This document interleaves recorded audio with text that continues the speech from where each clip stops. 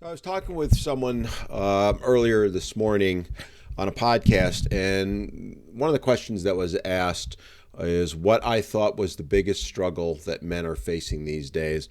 And it took me no time at all to come up with an answer, which is dealing with the mental issues. The fact of the matter is that men and boys have been struggling with mental issues for decades now. This has been exacerbated by feminism's push to really blame all of society's ills on toxic masculinity. This, in turn, has led to men withdrawing from society more and more. And while it's fair to say that many men are thriving with that, the truth is many men are struggling also. Now, there's a wide variety of reasons for that, but much of it has to do with the belief that many men have that it is weak or shameful to seek emotional or mental support from others. You know, this is something that has been drilled in them since they were little boys. Don't cry, or I'll give you a reason to cry. That was something I was told when I was younger. And it continues to be drilled into them even now, today, as adults. All you got to do is spend 5 minutes online and you'll see it in action. I get hammered every single day because I put myself out there. And I can't tell you the number of times that I've been told I was weak, that I should be ashamed of myself and all that. It doesn't affect me, but that kind of feedback I'll go with can affect men for many, many years. Add to it that if they in fact do share their emotions or issues, what they're facing is going to be disregarded, or they're going to be shamed for it by strangers on the internet, as I mentioned, or worse, by their family and significant others. That's one of the big reasons why men are less likely to work or seek mental health support from professionals.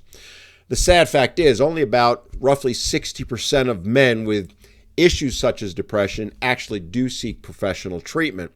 The number for women is somewhere around 75%. That's a fact, and that's a reality. On top of that, men are less likely to confide in those professionals, and more importantly, with their loved ones when they're struggling, and they tend to let those things linger longer and longer. As I said, it goes back to the boys don't cry mentality that is drilled into them from 3, 4, 5 years old. And of course, if you do show any crying or emotions, you're teased by friends, scorned by your parents, anything that can be done to make you feel bad for showing any emotions.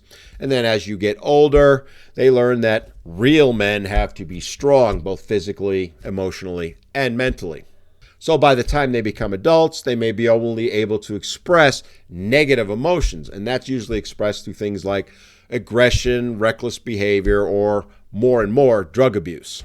Which is why a lot of men believe being masculine means they need to be tough, they need to handle it on their own, they need to just suck it up. And I can't tell you the number of times I've had people say that to me when I've had my struggles. But the end result is, in doing so, they end up falling deeper into depression or having issues like addiction or none of a number of troubles. And that's why I say the biggest issue that men face these days are the mental issues, because no one really cares about them and no one is seeking to help them. Hopefully in time, that'll change.